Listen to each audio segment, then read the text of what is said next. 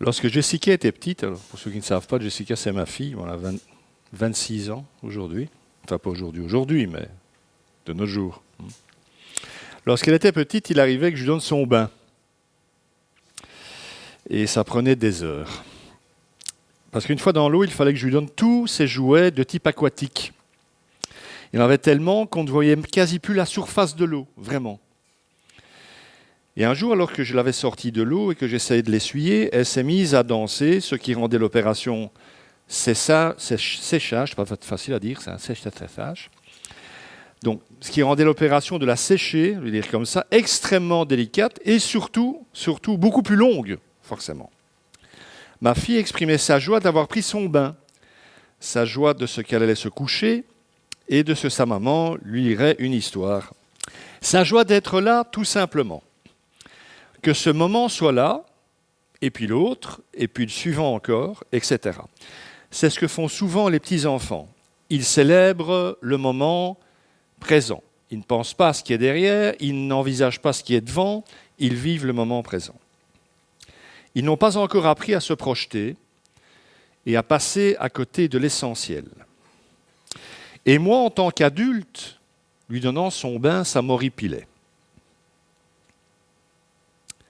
La question est pourquoi ? Pourquoi est-ce que ça m'horripilait ? Eh bien, la vérité, c'est d'abord que je ne savais rien. Je n'avais pas de réunion prévue ce jour-là, pas de sermon à préparer, rien, aucune activité m'empêchant de profiter de ce moment avec ma fille.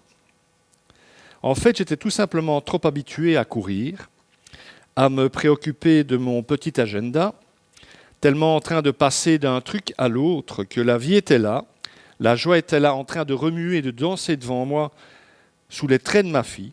Et j'aurais pu très bien, parce que c'était une invitation, danser avec elle. J'aurais l'air ridicule, mais on n'aurait été qu'à deux dans la salle de bain, donc ça n'avait pas d'importance. Je suis passé à côté de ce moment-là. Alors j'aimerais vous dire que c'était le seul moment où je suis passé à côté. Eh bien non, il y en a eu beaucoup d'autres. Alors en réfléchissant à ça, je dois bien admettre que j'ai passé la plus grande partie de ma vie en transit à essayer d'aller quelque part, attendant de commencer quelque chose, me déplaçant en voiture d'un point à l'autre, essayant d'arriver au bout de la tâche suivante, m'inquiétant pour quelque chose de mal risquant d'arriver ou me laissant contrarier pour quelque chose qui était arrivé. Ce sont tous des moments où je n'ai probablement pas été pleinement présent, pas conscient du plan de Dieu, pas sensible à la voix de Dieu. Je suis un impatient de nature, je me soigne, rassurez-vous. J'ai passé une bonne partie de ma vie à littéralement tuer le temps. Et si je veux être totalement honnête, c'est juste une manière gentille de dire que je me tuais moi-même en fonctionnant comme ça. Donner le bain à ma fille et la sécher était donc simplement une activité dont j'essayais d'être quitte à l'époque. Ça ne m'amusait pas du tout. Et très ironiquement, je crois que ce qui nous empêche d'expérimenter la joie, c'est notre moi, c'est nous-mêmes. Ce même égocentrisme qui nous empêche de prendre part à la joie des autres, nous empêche également de relever et de nous réjouir de la myriade de petits cadeaux que Dieu nous fait absolument tous les jours de notre vie. La joie de ma petite fille ce jour-là était un cadeau. Jessica se contentait en fait de vivre. Prendre son bain était un moment de joie, se sécher était un moment de joie, et le moment suivant le serait aussi. Mes amis, la vie est une série de moments de joie à célébrer. Alors, avoir vos têtes en ce beau dimanche matin, je ne suis pas sûr non plus que vous ayez compris ça. Tous les instants de nos vies ne sont pas heureux, bien sûr.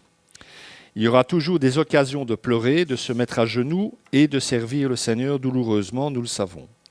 Mais chaque instant est chargé de possibilités de rester, d'entrer ou de conserver la joie. Alors Jessica, du moins à l'époque, ne ratait pas beaucoup d'occasions d'être joyeuse. Ce que je n'avais pas compris, c'est qu'en fait, elle m'enseignait la joie. Combien de parents sont conscients que leurs enfants leur enseignent quelque chose ? Moi, j'ai souvent dit, mais il m'a fallu des années pour comprendre ça, que ma fille m'avait éduqué autant que je l'ai éduquée, mais je pense que c'est profondément vrai. Nous avons un problème avec la joie et nous avons tous besoin d'apprendre, car la joie est au cœur du plan de Dieu pour les êtres humains que nous sommes. Alors pourquoi, me direz-vous, pourquoi est-ce que la joie est aussi centrale ? Tout simplement parce qu'elle est au cœur de l'être de Dieu. Et nous ne comprendrons jamais la signification de la joie pour l'homme si nous ne la comprenons pas pour Dieu lui-même. En effet, la joie que nous percevons dans l'attitude d'un petit enfant n'est qu'une infime fraction de celle contenue dans le cœur de Dieu. Autrement dit, si nous sommes capables d'être joyeux, de ressentir de la joie, c'est parce que celui qui nous a créés est un être de joie. C'est G.K. Chesterton, l'écrivain anglais du début du XXe siècle, qui en parle le mieux, me semble-t-il. J'ai repris le texte, la citation dans son entier. C'est parce que les enfants possèdent une abondante vitalité, parce que leur esprit est libre, qu'ils désirent que les choses se répètent et demeurent inchangées. Ils disent toujours « encore », refais-le, et l'adulte recommence jusqu'à ce qu'il soit presque mort. C'est fatigant. Parce que les adultes ne sont pas assez forts pour exulter dans la monotonie. Mais peut-être que Dieu, lui, est suffisamment fort pour exulter dans la monotonie. Il est possible que tous les matins, Dieu dise au soleil « encore, refais-le ». Et chaque soir qu'il dise à la lune « encore, refais-le ». Ce n'est peut-être pas une nécessité automatique qui fait que les marguerites sont toutes semblables. Il se peut que ce soit Dieu qui fasse chaque marguerite séparément, mais qui ne s'est jamais fatigué d'en faire une. Il est possible qu'il ait un appétit infini pour les choses de l'enfance, parce que nous avons péché et sommes devenus vieux, et que notre Père est plus jeune que nous. C'est aussi sans doute pour cela que Jésus dit qu'il faut redevenir comme un enfant. Dans le grec, c'est petit enfant, donc moins de 5 ans, pour être précis. Peut-être pour ça que notre Seigneur nous dit dans l'Évangile à plusieurs reprises que si nous voulons entrer ou voir le royaume de Dieu, nous devons redevenir comme un petit enfant. Alors, je vais à présent vous demander de faire un petit effort d'imagination pour me suivre dans le moment suivant. Imaginez un instant comment les premières lignes de la Bible, donc le début de la Genèse, auraient pu être écrites si Dieu n'était pas un être extrêmement joyeux. Si Dieu avait approché son travail, ou plus généralement la vie, de la même façon dont nous l'approchons trop souvent. Au commencement, il était 8 heures, et Dieu devait se rendre au travail. Il remplit une demande en triple exemplaire de séparation entre la lumière et les ténèbres qu'il adressa à lui-même.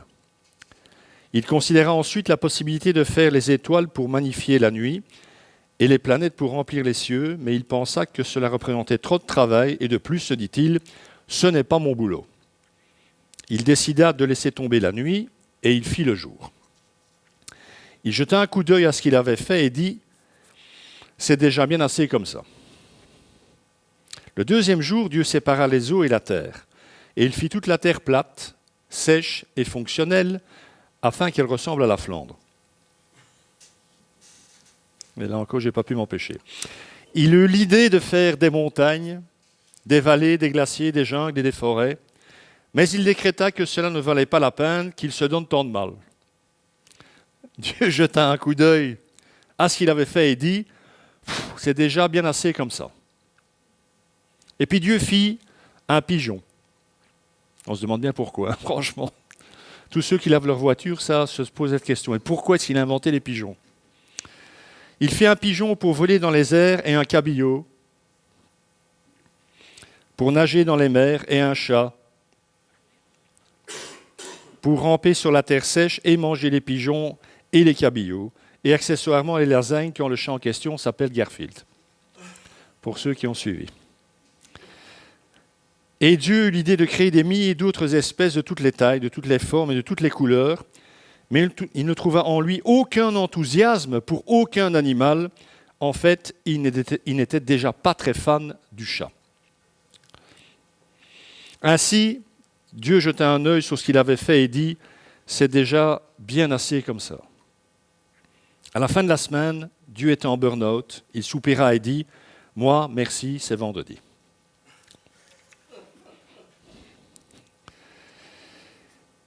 La Genèse n'est pas écrite comme ça. Merci Seigneur. Ça ne donne pas envie, franchement. Le texte, au contraire, vous le savez comme moi, le texte de la Genèse, de la création, est rythmé par ce très beau refrain. Dieu dit, il y eut, et cela était bon. Et puis pour l'homme, ça c'est le sommet de la création, cela était très bon. Le premier jour, Dieu dit que la lumière soit, et la lumière fut, et Dieu vit que c'était bon.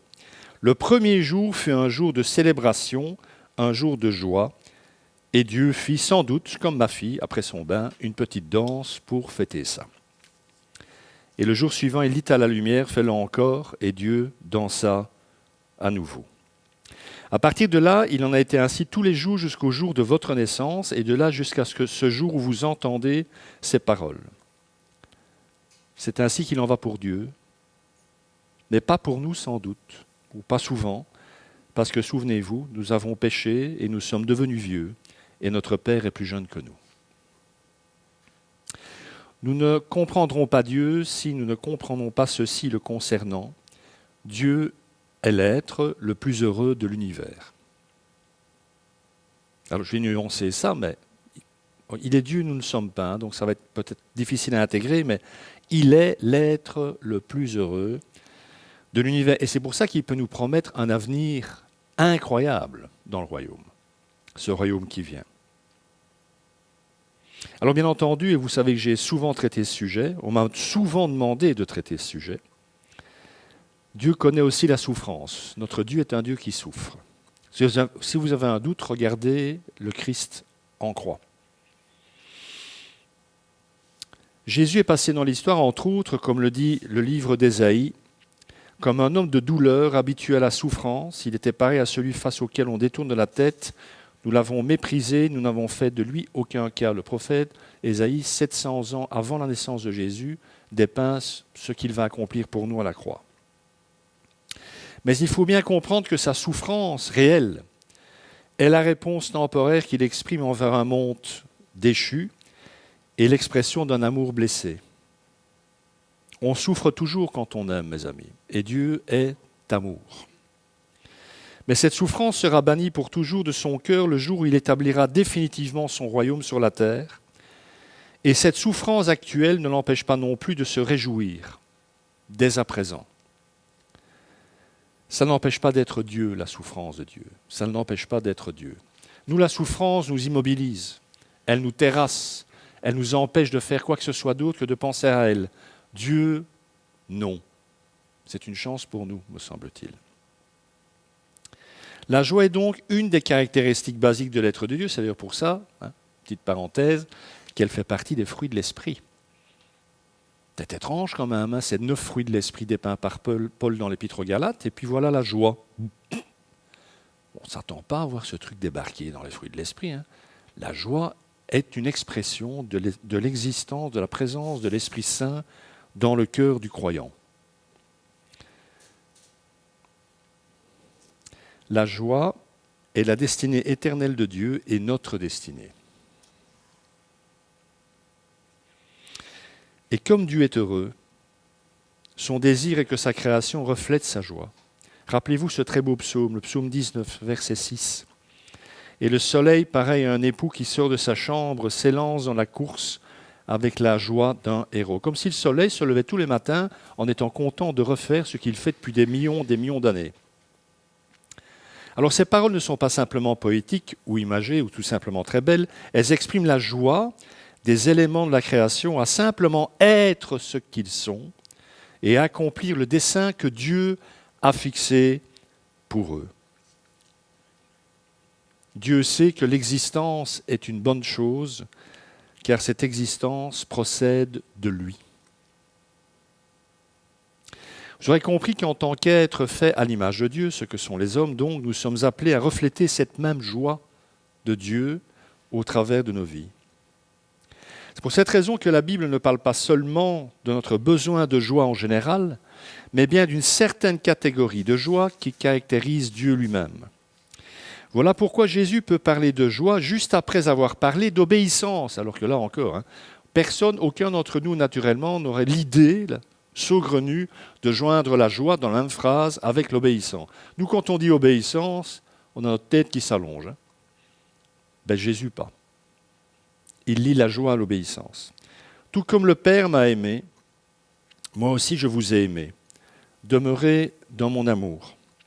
Si vous gardez mes commandements, vous demeurerez dans mon amour, de même que j'ai gardé les commandements de mon Père et que je demeure dans son amour. Je vous ai dit cela afin que ma joie demeure en vous et que votre joie soit complète. La joie de connaître Dieu et d'être connu de lui. Et ce commandement auquel Jésus fait référence ici, c'est bien entendu le commandement de l'amour. Aimez-vous les uns les autres comme moi, je vous ai aimé.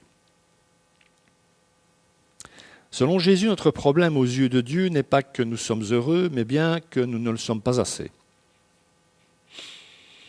Comme le dit le théologien Lewis Smedes, passer à côté de la joie, c'est passer à côté de la raison pour laquelle vous êtes venu au monde.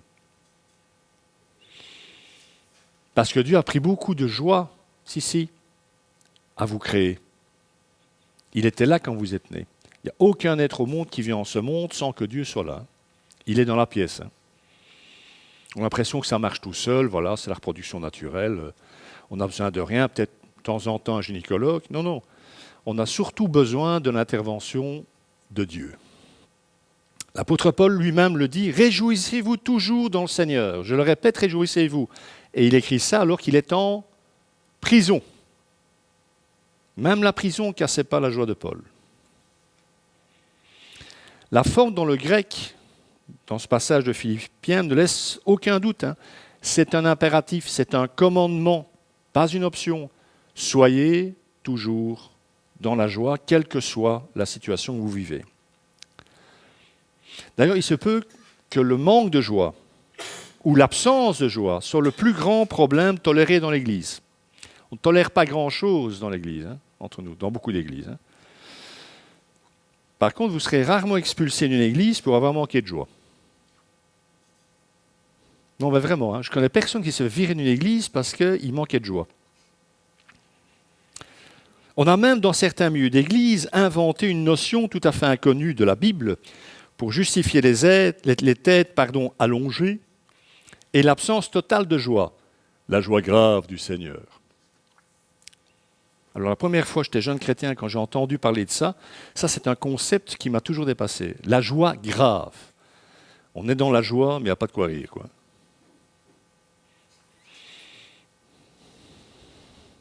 Comme le disait Jean-Paul Sartre, de retour d'une nuit d'ivresse, un dimanche matin, il passe devant une église, l'histoire ne dit pas si elle était catholique, protestante ou orthodoxe, et on s'en fout. Il a dit à son ami, en voyant les chrétiens sortir du service, il a dit si seulement ils avaient des gueules de ressusciter. Il était athée, Jean-Paul Sartre.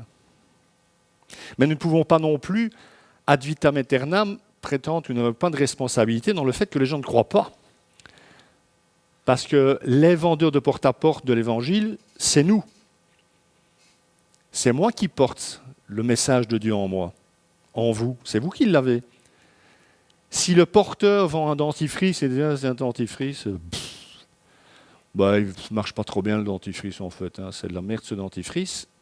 Pourquoi vous croyez que les gens vont acheter, entre guillemets, qu'ils vont s'ouvrir à la possibilité que ce que vous portez en vous, ce que vous lui dites soit une réalité? Il faut dégager quelque chose, donner envie quelque part.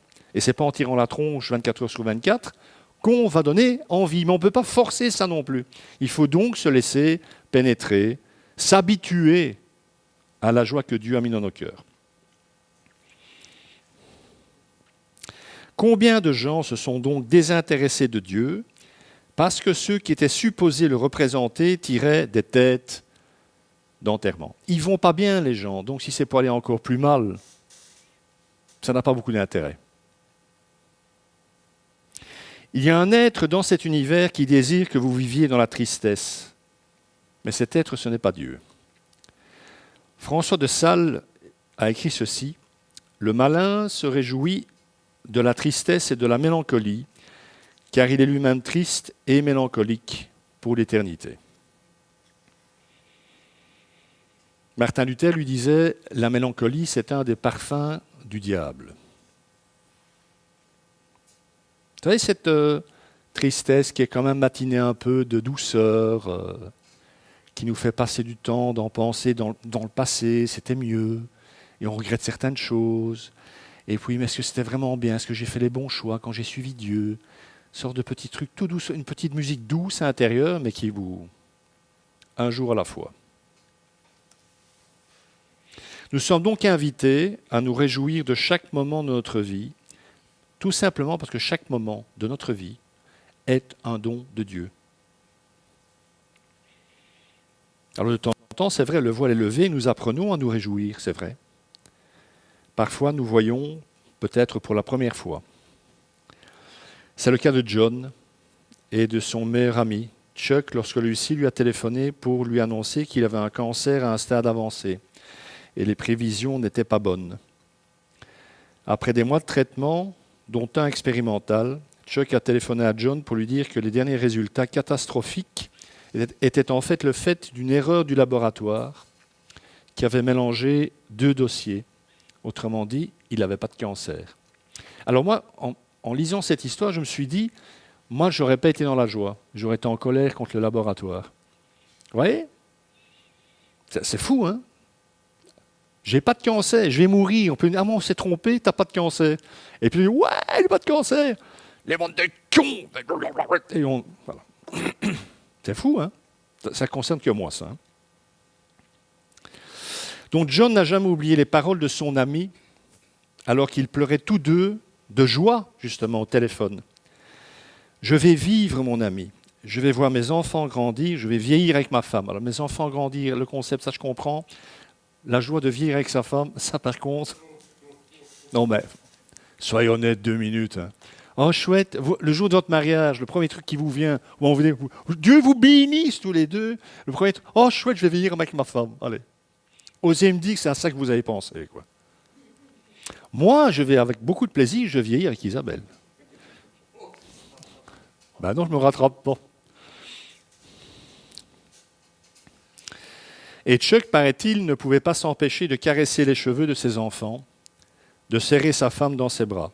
Peut-être que certains hommes ont besoin de choper un cancer, pour devenir sympa avec leur femme, qui sait. Mais ce sont toutes des choses, il l'avoue lui-même, qu'il ne faisait pas avant.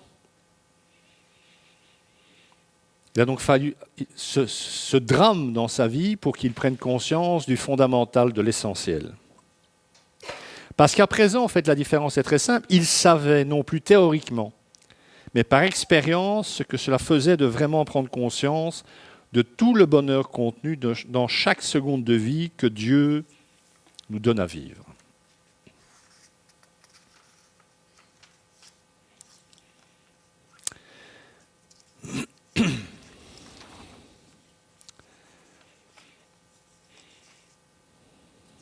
Alors, soyons clairs, nous le savons tous, nous ne méritons pas cette possibilité de joie quotidienne. Nous ne pouvons pas non plus la contrôler. Nous ne pouvons pas non plus considérer tout ça comme acquis parce que nous sommes humains et nous savons très bien que c'est parfois difficile. Mais une chose demeure. Chaque tic-tac de l'horloge est un don de Dieu. Chaque jour est un jour de joie et de célébration potentielle. Vraiment. Alors, on n'en a pas fini avec la joie, puisque je compte vous entretenir de la joie encore pendant 2 dimanches. Donc, ça tombe bien si vraiment, pour l'instant, votre vie est remplie de plein de trucs, mais certainement pas de joie. Que le Seigneur bénisse sa parole et qu'il vous bénisse. Amen.